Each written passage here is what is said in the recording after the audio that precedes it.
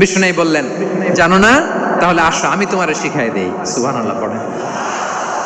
আবু মাহজুরা হাঁটু গেড়ে বসে বিশ্বনবীর মোবারক হাত আবু মাহজুরার চুলের মধ্যে। বিশ্বনবী আজানের মুআল্লিম আবু মাহজুরাকে বলতেছে, ঠিক আছে তোমারে শিখাই দিচ্ছি, আমি যা যা বলবো আমার সাথে সাথে বলো, পারবা? আবু মাহজুরা বলে, পারবো। বিশ্বনবী আজান দিচ্ছেন, মাথায় হাত দিয়ে আল্লাহু আকবার, আল্লাহু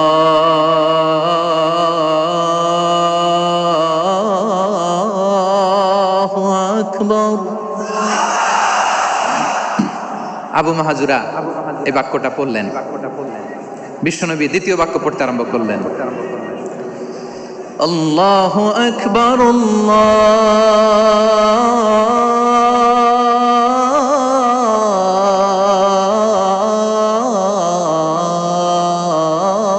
আল্লাহু আকবার। আবু মাহজুরা এই বাক্যটাও বললেন। বিশ্বনবী আবু মাহজুরার মাথার মধ্যে হাত দিয়ে তৃতীয় বাক্য বললেন, আশহাদু আল্লা ইলাহা ইল্লাল্লাহ,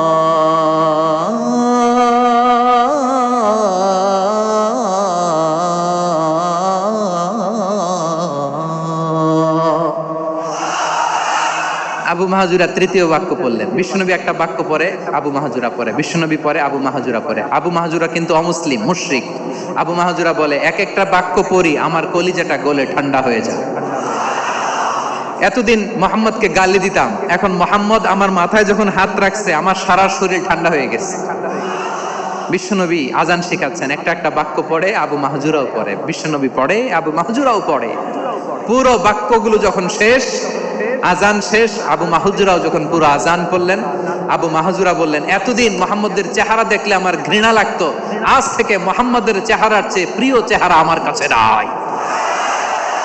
আবু মাহজুরা বললেন, ও মুহাম্মদ, আজানের বাক্য তো আপনি আমারে শেখালেন, এখানেই শেষ করবেন না, আপনি আমারে পড়ায় দেন, লা ইলাহা ইল্লাল্লাহু মুহাম্মাদুর রাসূলুল্লাহ সাল্লাল্লাহু আলাইহি ওয়াসাল্লাম।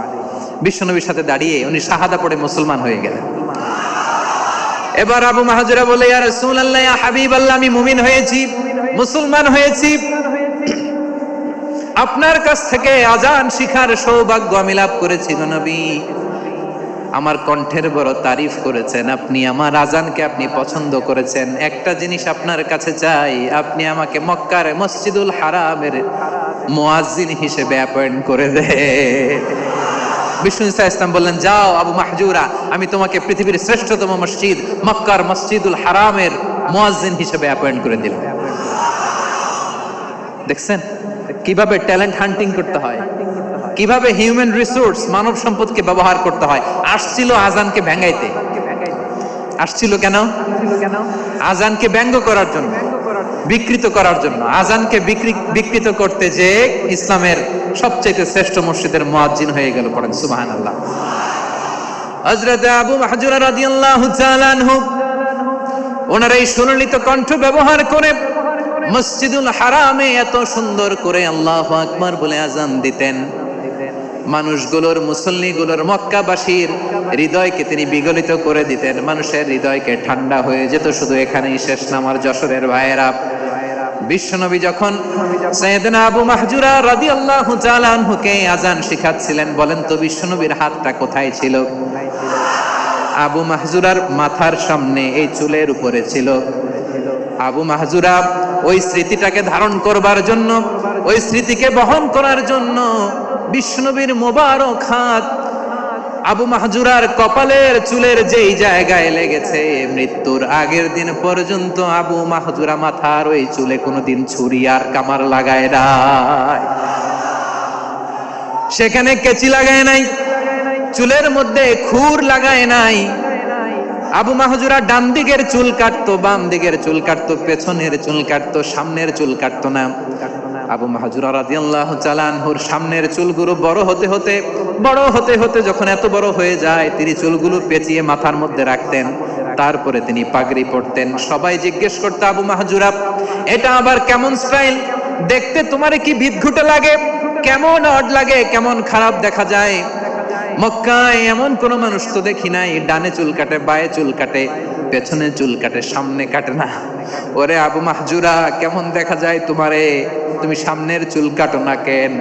আবু মাহজুরা বলে, আমি হাঁটু গেড়ে পেয়ারা নবীর সামনে বসেছিলাম, আমার এই মাথার চুলের মধ্যে মুবারক হাত লাগিয়ে বিশ্বনবী নিজে আমাকে আজানের প্রতিটা বাক্য শিক্ষা দিয়েছেন। বিশ্বনবীর মুবারক হাত, পবিত্র হাত আমার মাথার চুলের যে জায়গায় লেগেছে, আমি চাই ওই চুলগুলা নিয়ে আমি আমার কবরের ভিতরে যাব।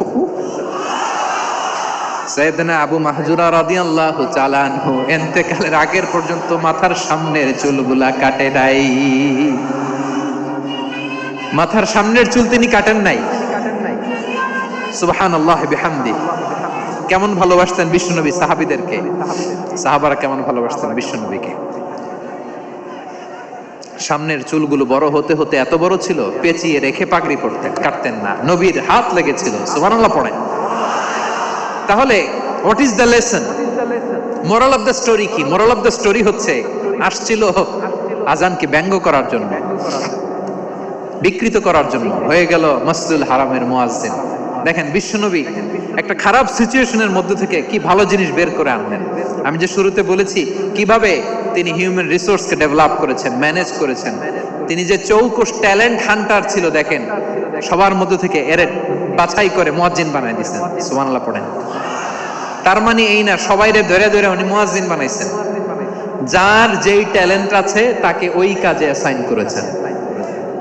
যার যেই প্রতিভা আছে তার প্রতিভাকে ইসলামের কাজে লাগিয়েছেন। সুবহানাল্লাহ পড়েন। যায়েদ বিন সাবিত রাদিয়াল্লাহু তাআলা আনহু, নাম শুনেছেন? যশোর কথা বের হয় না। যদি জিজ্ঞাসা সালমান খানের নাম শুনছেন, সবাই হাত তুলবে, জি হুজুর শুনছি, মানে সব দেখা শেষ। সালমান খান, আমির খান, অমুক খান, সব খান মুখস্থ, কিন্তু যায়েদ বিন সাবিতের নাম মুখস্থ নাই মুসলমানদের। যেই সাহাবী মাথার সামনের চুল কাটে নাই, মসজিদুল হারামের মুয়াজ্জিন বানাইছেন বিশ্বনবী, সাহাবীর নাম কি? খায়া ফেলাইস, স্লোগানের সাথে খায়া ফেলাইস।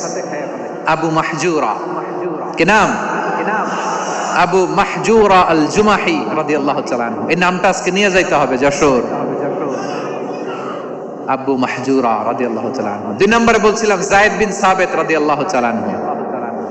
বিশ্বনবী দেখলেন মদিনার এই আনসারী সাহাবী হাইলি ট্যালেন্টেড, ইন্টেলেকচুয়াল, মেরিটোরিয়াস, জ্ঞানের প্রতি তার আকর্ষণ, মারাত্মক আকর্ষণ। বিশ্বনবী তাকে দায়িত্ব দিলেন, কোরআন যা নাজিল হয় তুমি লিখো, কাতিবুল ওহী বানায় দিলেন। সুবহানাল্লাহ। যায়েদ বিন সাবিতরে আবার আজান শিখান নাই, কারণ তার মধ্যে বিশ্বনবী প্রতিভা দেখেছেন, একাডেমিক প্রতিভা। বিশ্বনবীর একাডেমিক প্রজেক্ট গুলো তিনি হ্যান্ডেল করতেন। যায়েদ বিন সাবিত ছিল বিশ্বনবীর ব্যক্তিগত সচিব। কি ছিল? ব্যক্তিগত সচিব। বোঝেন নাই? বিশ্বনবীর ব্যক্তিগত সচিব এবং দোভাষী।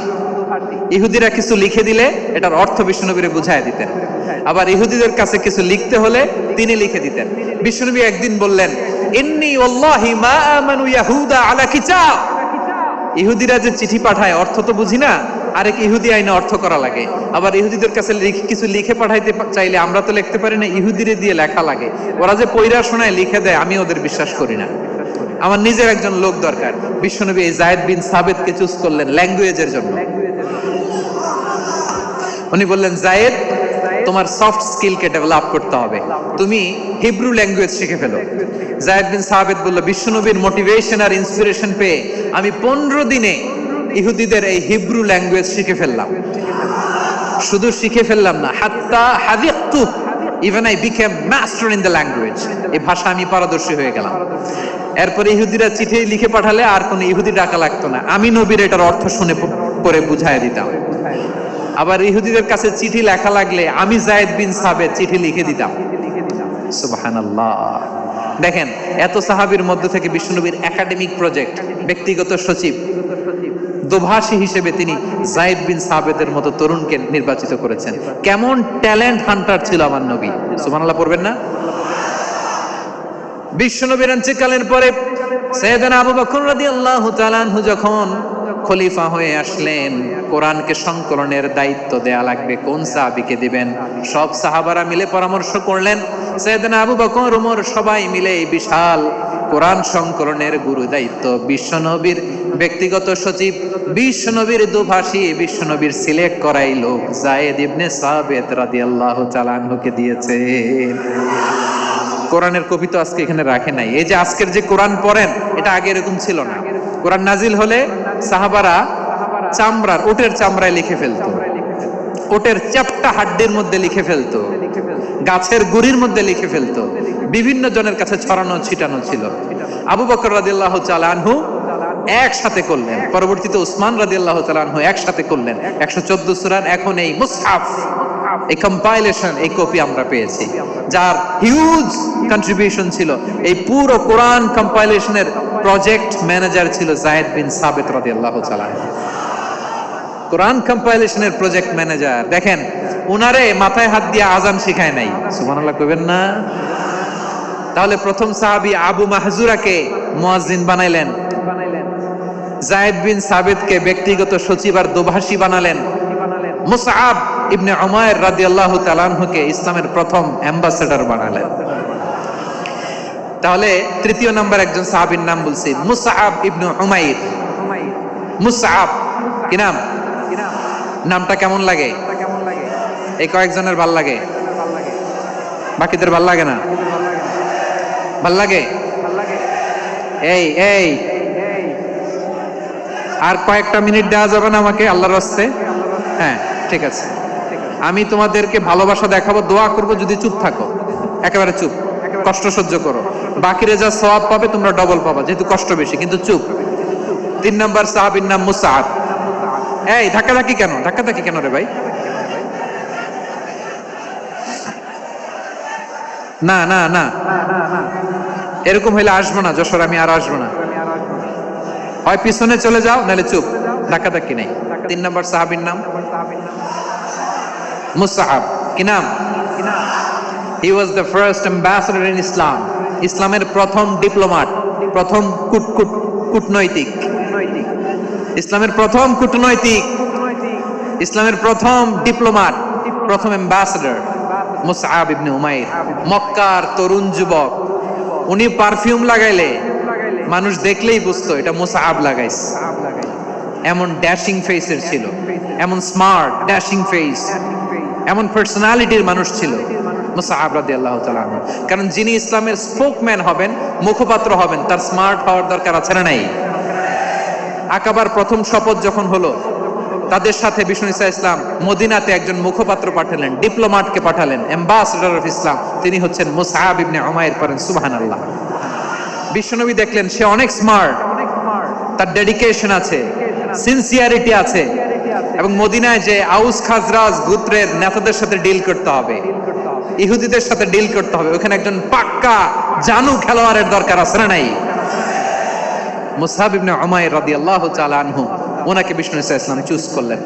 এবং বিষ্ণু ঈসা ইসলামের এই চুজিংটা, এই সিলেকশনটা এত সুন্দর ছিল, তিনি মদিনাতে যে বিশ্বনবী আসার আগেই মদিনার জমিনকে তিনি উর্বর করে ফেলছেন। প্রতিটা ঘরে ঘরে কালিমার দাওয়াত তিনি পৌঁছায় দিচ্ছেন। জুমার বিধান নাজিল হয়েছে, কিন্তু মক্কায় পরিবেশ নাই জুমা পালনের। বিষ্ণু ঈসা ইসলাম একজনকে দিয়ে খবর পাঠালেন, যাও মদিনায় মুসাবকে যে বলো, মুসাব তো আমার শিক্ষক, আমার স্পোকম্যান, মদিনাতে যেন তারা জুমা কায়েম করে। বিশ্বনবীর আগেই মুসআব মদিনার মুসলিমদেরকে নিয়ে মদিনায় প্রথম জুমা কায়েম করে ফেলছে। কোন সুবহানাল্লাহ। ডিপ্লোম্যাটদের কেমন হইতে হয়, অ্যাম্বাসেডরের কেমন হইতে হয়, মুসআব রাদিয়াল্লাহু তাআলা আনহুর কাছ থেকে শিখে নাও। মুসআব নামটা কেমন লাগে? যশোর যাদের সন্তান হবে, ছেলে সন্তান, আমার রাস্তায় পাইলে সবাই জিজ্ঞেস করে, হুজুর একটা নাম দেন, আমার ছেলে হবে। যশোরবাসীর জন্য আমি একটা নাম দিয়ে দিলাম, নাম রাখতে হবে মুসআব। কি নাম? নামটা যাদের ভাল লাগে, ছেলে সন্তান অনাগত আসবে, মনে চাইলে নাম রেখে দিবেন মুসআব রাদিয়াল্লাহু তাআলা আনহুর নামে মুসআব।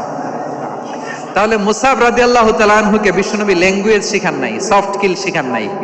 যায়েদ রাদিয়াল্লাহু তিনি হিব্রু ল্যাঙ্গুয়েজ শিখেছেন, সুরিয়ানি শিখেছেন, কিন্তু মুসআবকে তিনি বানিয়েছেন the spokesman of Islam, the first diplomat, the ambassador of Islam. সুবহানাল্লাহ পড়বেন না? আব্দুল্লাহ ইবনে আব্বাস রাদিয়াল্লাহু তাআলা আনহু, বিশ্বনবীর কাজিন, চাচাতো ভাই। আবার মাইমুনা রাদিয়াল্লাহু তাআলা আনহু, মাইমুনা নবীর স্ত্রী, তিনি ছিলেন আব্দুল্লাহর আপন খালা। তো নবীর বউ যদি ওনার খালা হয়, নবী তার কি? বুঝে নাই, নবী তার কি? খালু। তাহলে সম্পর্ক অনেক গভীর, কাজিন আবার খালু। ছোট্ট মানুষ, তাই রাতে মাঝে মাঝে ঘরে থাকতো। বিশ্বনবী দেখলেন আব্দুল্লাহ যেহেতু আমার ঘরে ঢুকতে পারে, আব্দুল্লাহরে এই উম্মতের বড় শিক্ষাবিদ বানাইতে হবে। কথা বোঝে নাই? আব্দুল্লাহকে কি বানাইতে হবে? শিক্ষাবিদ, এডুকেটর অফ দিস উম্মাহ, এই উম্মার শিক্ষাবিদ বানাইতে হবে। তাই আব্দুল্লাহ ইবনে আব্বাসকে বিশ্বনবী হাতে কলমে শিক্ষা দিয়েছেন। আহারে, আর এরপরে যে কি ভাষা আসবে তোমাদের জন্য আমার মুখ থেকে আমি নিজেও জানি না। 1 ঘন্টা যাবত ধাক্কা ধাক্কি মারামারি। তো আসতে বলছে কে তোমাকে? পেছনে চলে যাও, জায়গা না পেলে। পুরো প্রোগ্রামটাই নষ্ট করে দিল।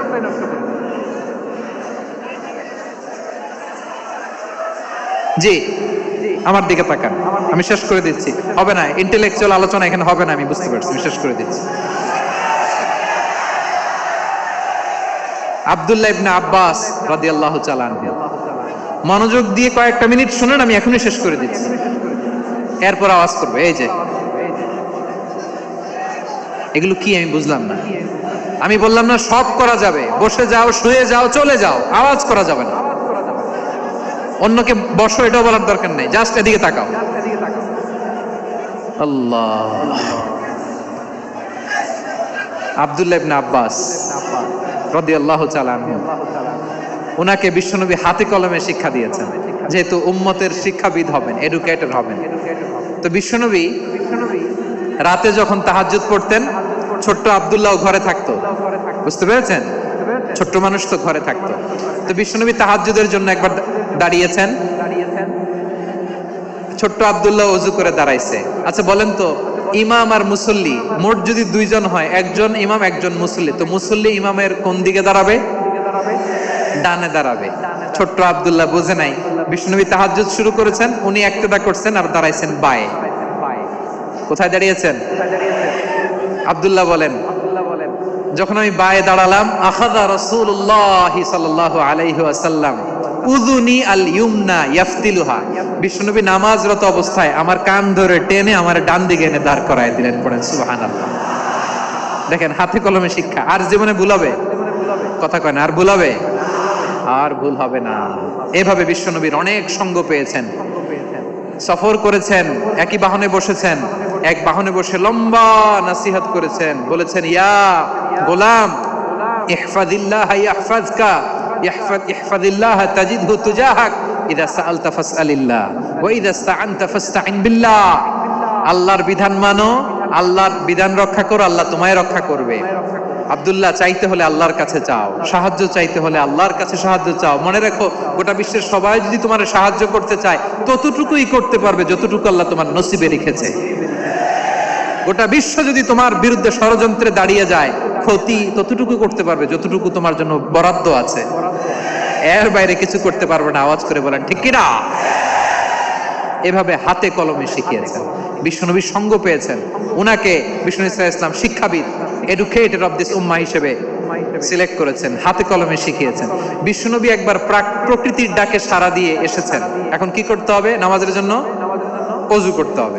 বিশ্বনবী এসেই দেখেন ওযুর বদনায় পানি ভরা, খুশি হয়ে গেলেন, বললেন, কে রেখেছে পানি? একজন বলল, আব্দুল্লাহ রেখেছে। বিশ্বনবী অত্যন্ত খুশি হলেন, খুশি হয়ে একটা দোয়া করলেন, বললেন, আল্লাহুম্মা ফাক্কিহু ফিদ্দীন ওয়া আল্লিমহু তা'ওয়ীল। আল্লাহ, তুমি আব্দুল্লাহকে দ্বীনের বুঝ দিও আর কোরআনের তাফসীর শিক্ষা দিও।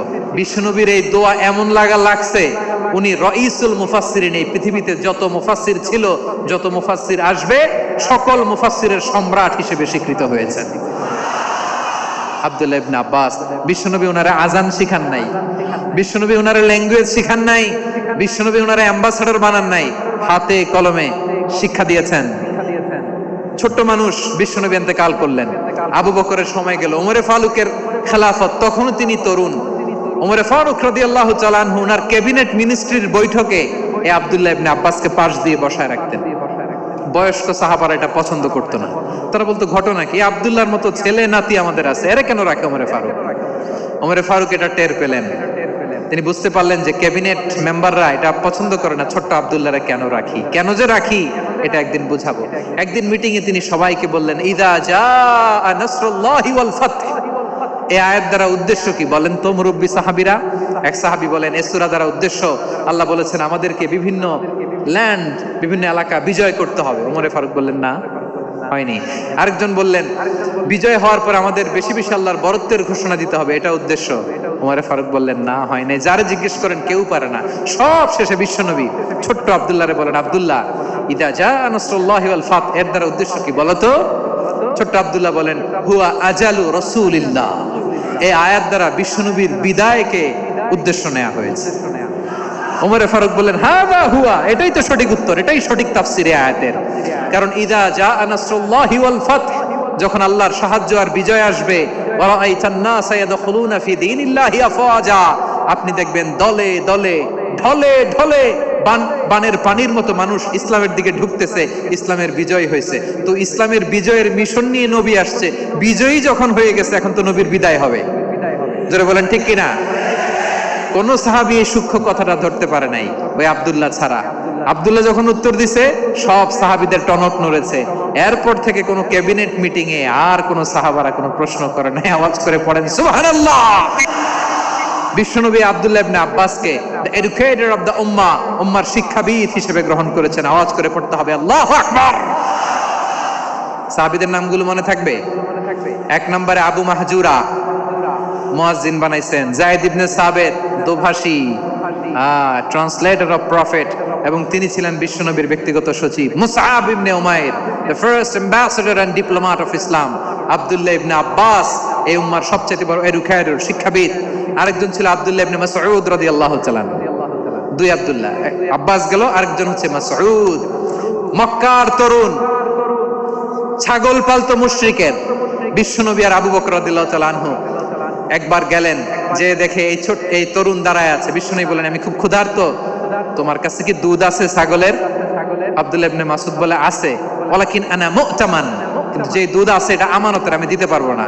বিশ্বনবী এইটা শুনেই তার টার্গেট করে ফেলছে। আনা মুতামান, দুধ আছে কিন্তু এটা আমার মালিকের, আমি তো দরদ দেখাই আমার মালিকের দুধ, আপনি পথিক, আপনারে দিতে পারি না। বিশ্বনবী টার্গেট করে ফেলছেন, এরে আমার কাজে লাগাইতে হবে। বিশ্বনবী বললেন, আচ্ছা ঠিক আছে, দুধ দিও না, কিন্তু এমন ছাগি আছে কিনা যেই ছাগির সাথে কোনো ছাগলের মিলন হয় নাই, তার ওলানে দুধও আসে নাই, বাচ্চাও নাই, এরকম ছাগির থেকে যদি আমি দুধ খাই তাহলে তো সমস্যা নাই। বলতেছে, এরকম ছাগির থেকে দুধ খাইলে সমস্যা নাই, কারণ এরকম ছাগির ওলান থেকে দুধ আসবেও না। বলতেছে, ঠিক আছে, এরকম একটা ছাগি নিয়ে আসা হলো। বিশ্বনবী বিসমিল্লাহ বলে ওই ছাগির ওলানে হাত দিলেন। হাত দিতে দেরি, পুরো ওলানটা দুধে ভরে যেতে দেরি হয় না। বিশ্বনবী আর আবু বকর রাদিয়াল্লাহু তাআলা আনহু দহন করে পেট ভরে খেলেন। এই দৃশ্য আব্দুল্লাহ ইবনে মাসউদের হৃদয়ে দাগ কাটলো। এই মুআজিজা দেখে তিনি বললেন, আশহাদু আল্লা ইলাহা ইল্লাল্লাহ ওয়া আশহাদু আন্না মুহাম্মাদুর রাসূলুল্লাহ। তিনি ষষ্ঠ মুসলিম ছিলেন, 6 নম্বর মুসলমান।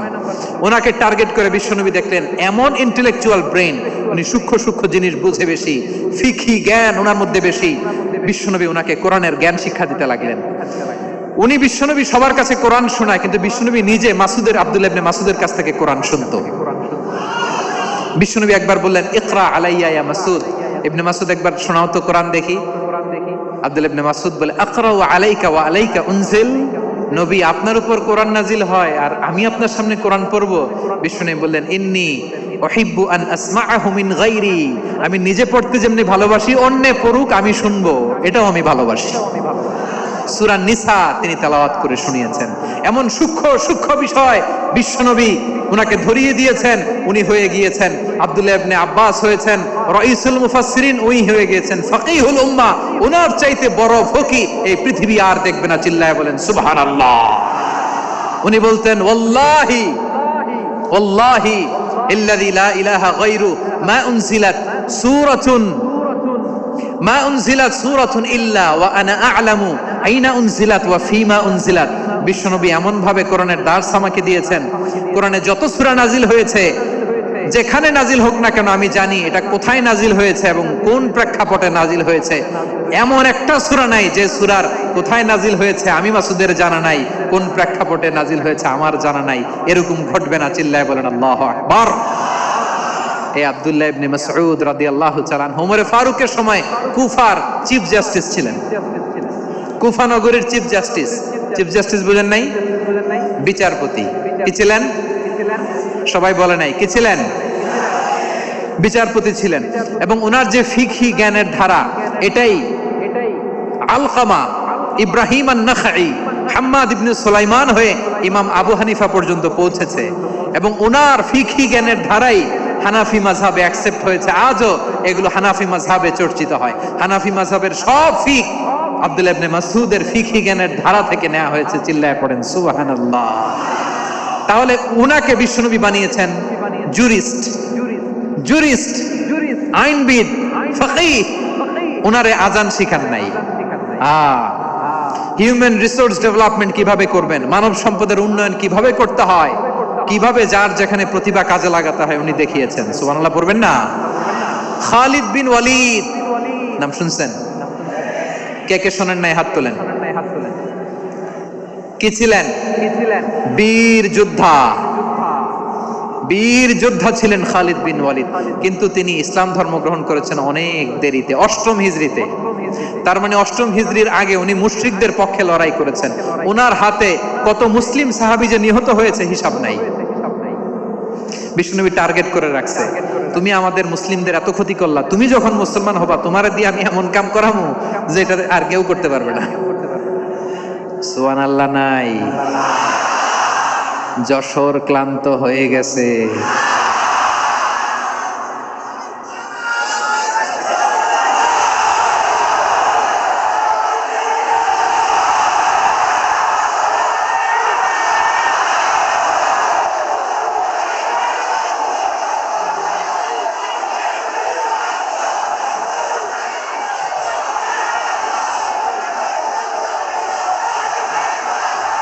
মাশাআল্লাহ। বসুন বসুন বসুন।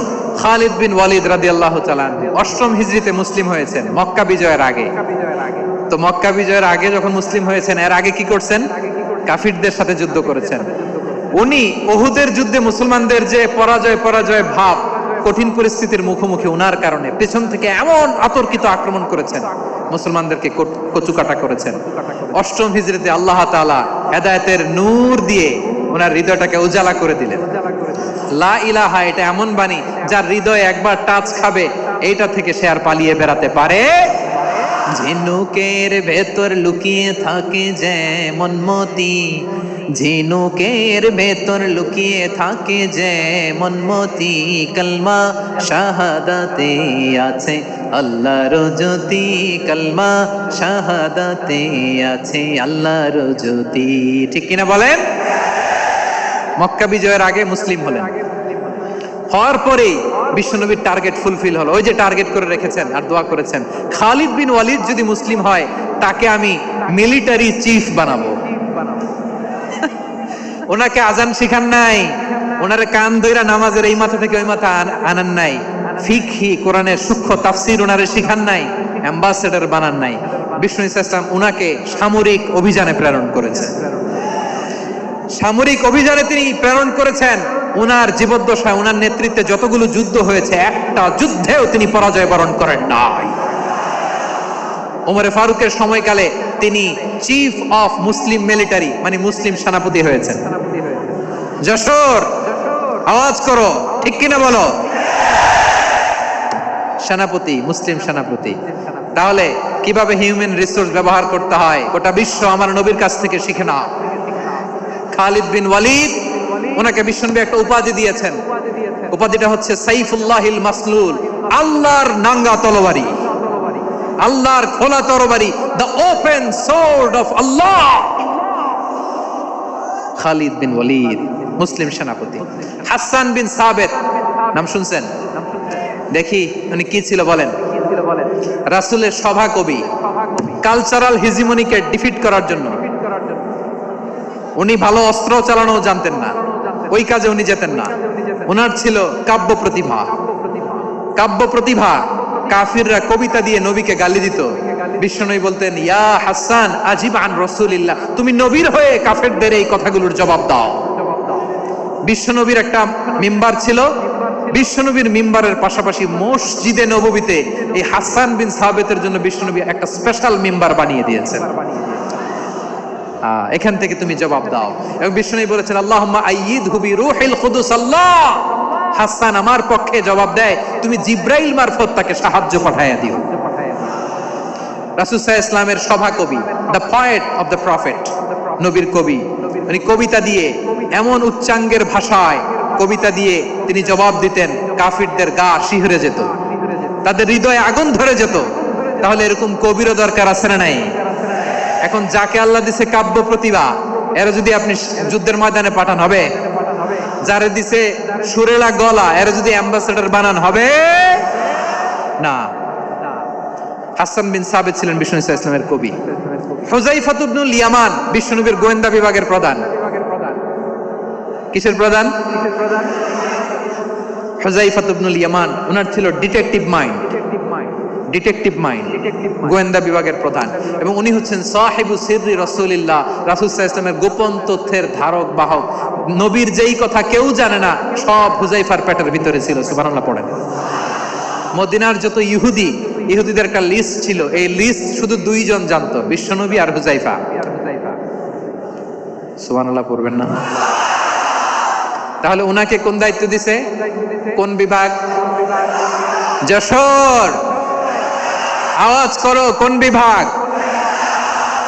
গোয়েন্দা বিভাগের হেড ছিল। খন্দকের যুদ্ধে প্রচন্ড আজকের মতো শৈত্য প্রবাহ,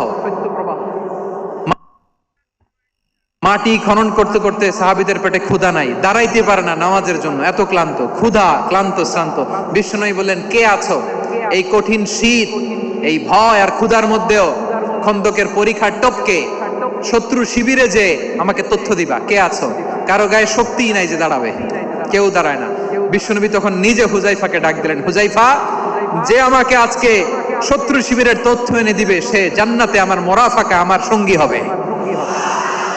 হুযায়ফা রাদিয়াল্লাহু ইবনুল ইয়ামান জীবনের ঝুঁকি নিয়ে এই ক্ষুধা, শৈত্য প্রবাহ, কোল্ড ওয়েভস কে উপেক্ষা করে পরীক্ষা টপকে শত্রু শিবিরে যে সবার কথাগুলো চুপে চুপে শুনে বিশ্বনবীর দরবারে এসে গোয়েন্দাদের মতো তথ্য সরবরাহ করেছে।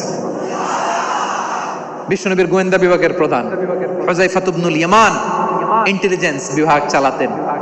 মুনাফিকদের নাম ওনার কাছে ছিল। মুআয ইবনে জাবাল মদিনা রাষ্ট্রের সবচেয়ে সিনিয়র আমলা ছিলেন। আমলাতন্ত্র চিনেন তো? প্রশাসনিক কাজ যারা চালায়, অ্যাডমিনিস্ট্রেশন বুঝেন না? দ্য ডিপার্টমেন্ট অফ অ্যাডমিনিস্ট্রেশন, মদিনার রাষ্ট্রের সিনিয়র আমলা মুআয ইবনে জাবাল মুতাখাসসিসুন ফিল হালাল ওয়াল হারাম, হালাল হারামের স্পেশালিস্ট ছিলেন। বিশ্বনবী উনাকে ইয়ামানের গভর্নর করে পাঠিয়েছেন। বলেছেন, ইন্নাকা তা'তি কওমান আহলা কিতাব, এমন গোষ্ঠীর কাছে যাবা যারা ইহুদি নাসারা, আগে শাহাদা পড়লে এরপরে নামাজের দাওয়াত দিও, নামাজ পড়লে যাকাতের দাওয়াত দিও। গভর্নরের অ্যাটিটিউড যেমন থাকে তেমন অ্যাটিটিউড ধরে রেখো। সুবহানাল্লাহ পড়েন। তাহলে মুআয ইবনে জাবালকে দিয়ে বিশ্বনবী কবিতা লেখায় নাই, চিঠি লেখায় নাই, আজান দেওয়ায় নাই। সুবহানাল্লাহ পড়বেন না? সব শেষ সাহাবী বলি আবু হুরায়রা রাদিয়াল্লাহু তাআলা, নাম শুনছেন? বিড়ালের বাবা। কি করতেন? খালি হাদিস মুখস্থ করতেন। উনি বলতেন, আলজামু রাসূলুল্লাহ আলা মিলই বাতনি, আমার শুধু পেটের ক্ষুধার বন্দোবস্ত হইলে আমি নবীর সঙ্গ ছাড়তাম না।